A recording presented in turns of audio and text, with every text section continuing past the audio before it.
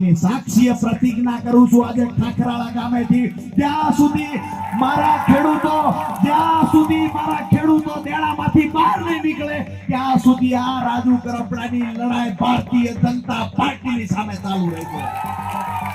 તમારા માટે તમારા ભાઈને જીવન ઘસી નાખવાની તૈયારી છે, યુવાની કુરબાન કરી દેવાની તૈયારી છે।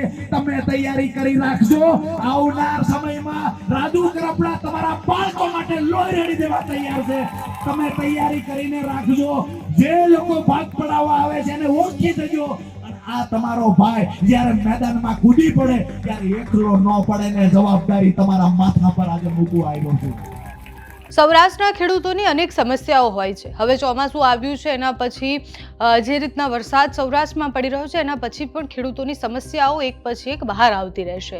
સૌરાષ્ટ્રમાં અને એની આસપાસ એટલે સુરેન્દ્રનગર એવું કહેવાય છે કે મોટા ભાગે બહુ જ બધા ખેડૂત આગેવાનો છે જે મીટિંગ કરતા હોય છે ખેડૂતોને ભેગા કરી। એવા જ એક આગેવાન ખેડૂત નેતા તરીકે જાણીતા રાજુ કરપડા પણ સતત દર થોડા મહિનાઓમાં એક ખેડૂત મીટિંગ અલગ અલગ ગામડાઓમાં કરતા હોય છે। મૂળી તાલુકાના ખાખરાળા ગામમાં ગઈકાલે એક ખેડૂત મીટિંગ હતી। ખેડૂત મીટિંગમાં બધા ખેડૂતો ભેગા થયા હતા અને એ બધા ખેડૂતો ભેગા થયા એના પછી રાજુ કરપડા જ્યારે ભાષણ આપી રહ્યા હતા ત્યારે ખેડૂતોના બહુ જ બધા પ્રશ્નોની વાત કરી।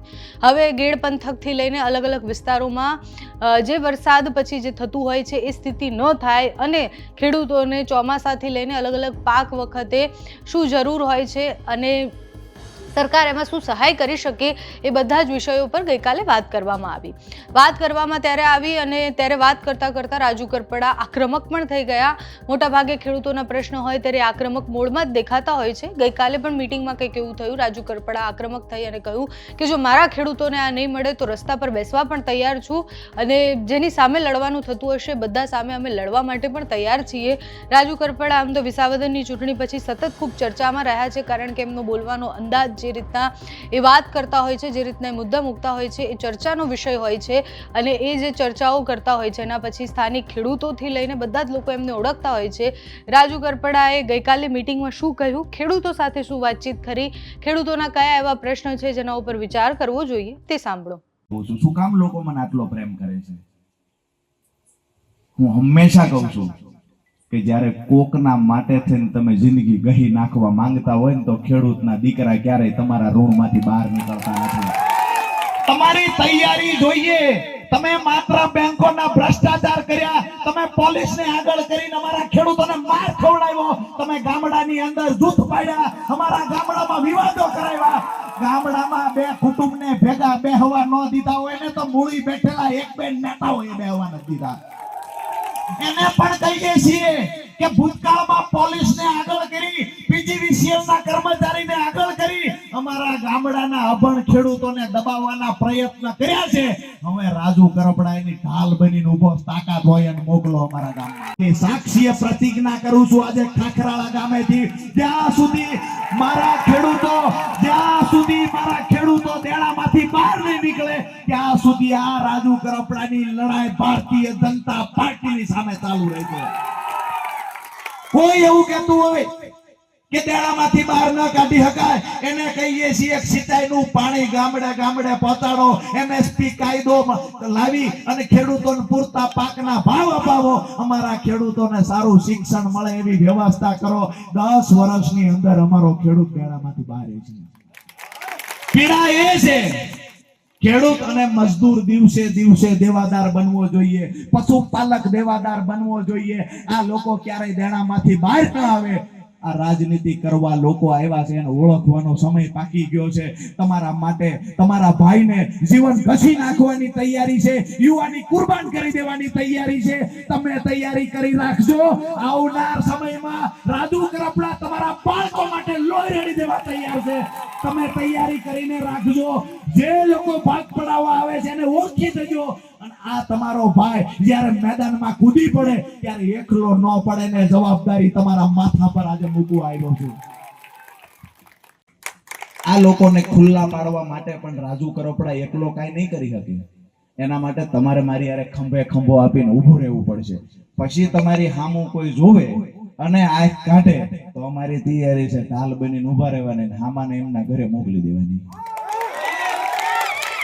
અહીંયા તમામ લોકોને ફરી વાર એ વિનંતી કરીશ કે આપણા સંતાનો વધુમાં વધુ ભણે, ક્યાંય પણ અટકાય તો અમારી ટીમનો સંપર્ક કરજો.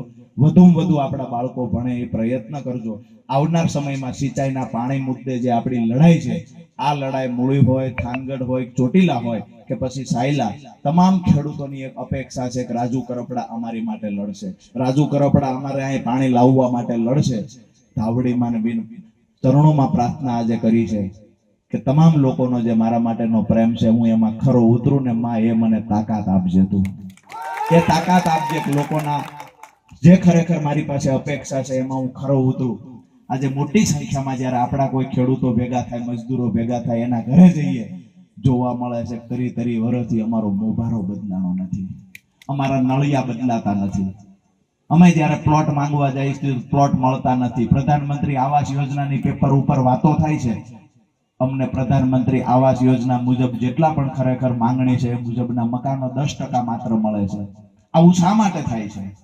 આવું એટલે થાય છે કે સત્તામાં બેઠેલા લોકો આપણી માટે અવાજ ઉઠાવતા નથી.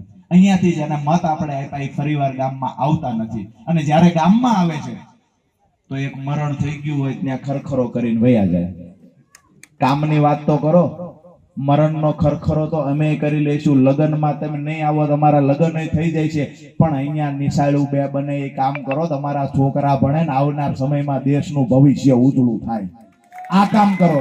બીજી વાત એ છે કે જ્યારે હાલ પેલું મા કાર્ડનું કોઈને કામ હોય તો મા કાર્ડ નીકળતા નથી. આ ખૂબ ફરિયાદો આવે છે કે દવાખાને દાખલ કર્યા હોય, ઓપરેશન કરવાનું હોય.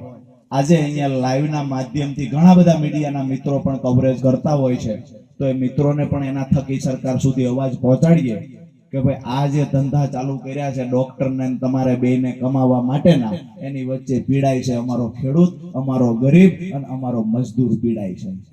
વાત એ છે કે આજે કોઈ દવાખાને દાખલ કર્યા હોય તો મા કાર્ડ નીકળવામાં 15 દી વયા જાય છે. ઓલો ડોહો ત્યાં સુધી રાહ જોવે. 15 દી મા કાર્ડ લઈને આવો તો અહીં 12માં ટાઈમ થઈ ગયો હોય.